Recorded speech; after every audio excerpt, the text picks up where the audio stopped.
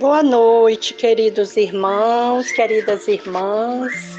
Vamos para o nosso Evangelho, preces e radiações desta noite, do Centro Espírita Cearense.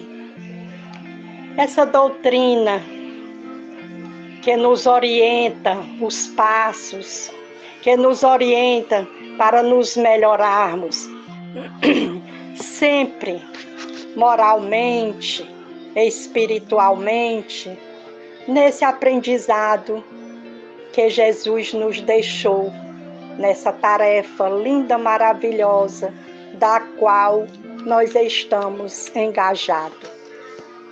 Vamos para a nossa prece. Vida Feliz, de Valdo Franco. Caminha um pouco ao ar livre, tranquilamente. Redescobre a natureza que te abençoa a vida. Esparece, saindo deste turbilhão em que te encontras e deixando a imaginação voar. Evita os lugares movimentados para teu passeio e aspira o oxigênio balsâmico da floresta, da montanha, do mar. Refaze conceitos, acalma-te e abençoa a vida na forma como se te apresente. A tua presente existência é rica do que necessitas para ser feliz. Ser uma pessoa aberta às ideias, aos conceitos novos. Discute-os, compara-os com o que sabes e pensas, retirando o melhor proveito das informações que desconheces. As ideias salutares renovam a emoção, abastecendo os sentimentos com estímulo e entusiasmo. Ninguém é tão sábio que não necessite aprender mais, nem tão completo que não possa dispensar outros contributos para o seu crescimento íntimo. Aprende mais, estando receptivo às novas contribuições. Que a paz de Jesus esteja sempre conosco.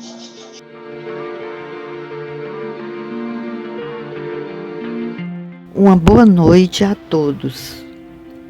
Evangelho segundo o Espiritismo, capítulo 10, item 13. Atire-lhe a primeira pedra aquele que estiver sem pecado, disse Jesus.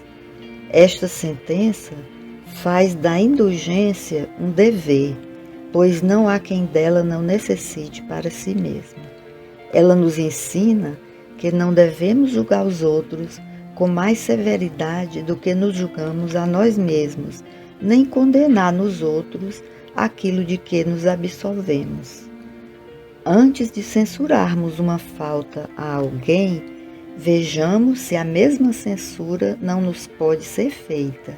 A censura que se faz à conduta alheia pode ter dois motivos: reprimir o mal ou desacreditar a pessoa cujos atos se criticam.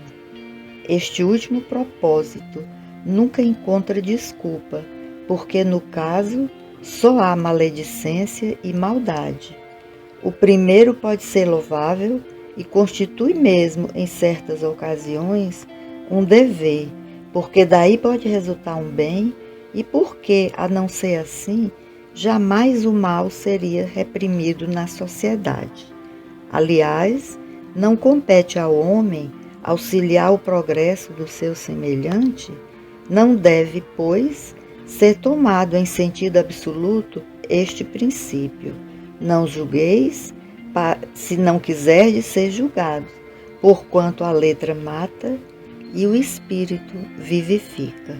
Jesus não podia proibir que se censurasse o mal, uma vez que ele próprio nos deu o exemplo, tendo-o feito em termos enérgicos.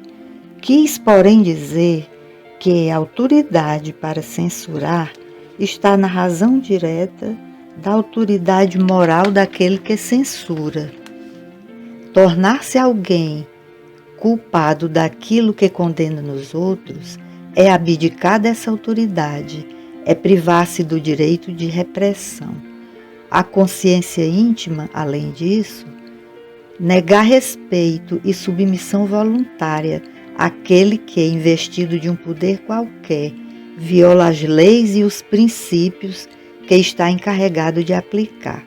Aos olhos de Deus, a única autoridade legítima é a que se apoia no exemplo que dá ao bem, é que igualmente ressalta das palavras de Jesus.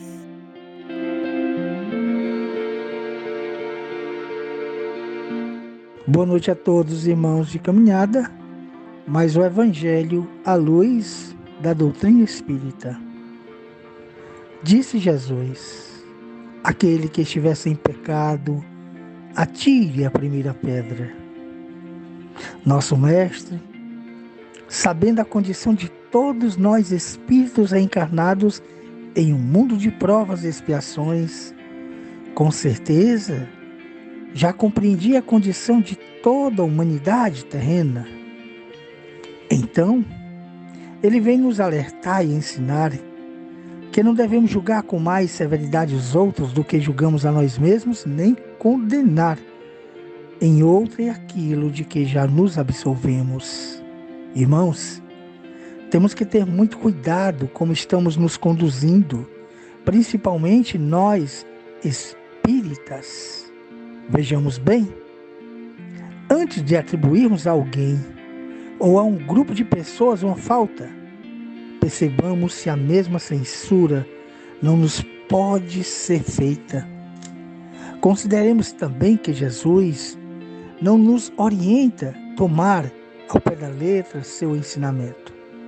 Não foi assim suas orientações, até porque haverá ocasiões em nossa vida em que a chamada de atenção às ações alheias será mais do que necessária, sob pena de estarmos com o nosso silêncio e a nossa omissão contribuindo para prejudicar outrem, disseminando o mal entre as pessoas ou retardando o progresso do próximo. Não esqueçamos jamais que reprovar a conduta perversa de alguém ou de um grupo constitui em certas ocasiões um dever, porque um bem deverá daí resultar e porque, a não ser assim, jamais a sociedade reprimiria o mal. Mas quando a crítica ou reprovação podemos considerar desnecessária? Ora, precisamos estar atentos às falas que saem das bocas dos homens. De imediato, se verificarmos as coisas com os olhos do Espírito, teremos a certeza que nesses momentos há um propósito de desacreditar a pessoa cujo ato se critica, sem qualquer intuito de auxiliar-lhe o progresso ou evitar a prática do mal. Aliás, bem comum no mundo de provas essas condutas.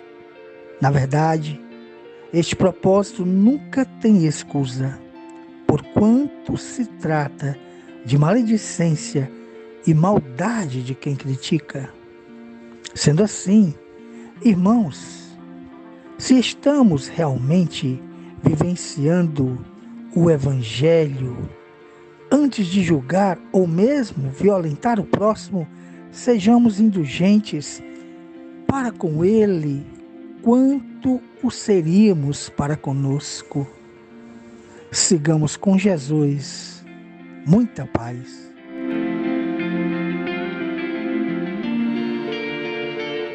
Continuemos com a paz e as vibrações de luz, com comunhão de pensamentos, com a nossa fé animadora na mensagem de Jesus, de amor, que esses fluidos divinos e curadores nos console, nos aplicando abençoadas lições de amor, que renove nossas forças, nossos pensamentos no bem-estar, que Jesus fluidifique todas as águas do nosso planeta, das nossas casas e aos nossos corpos que estão aqui ao lado, Que sejamos todos amparados e curados, em nome de Jesus. Que assim seja.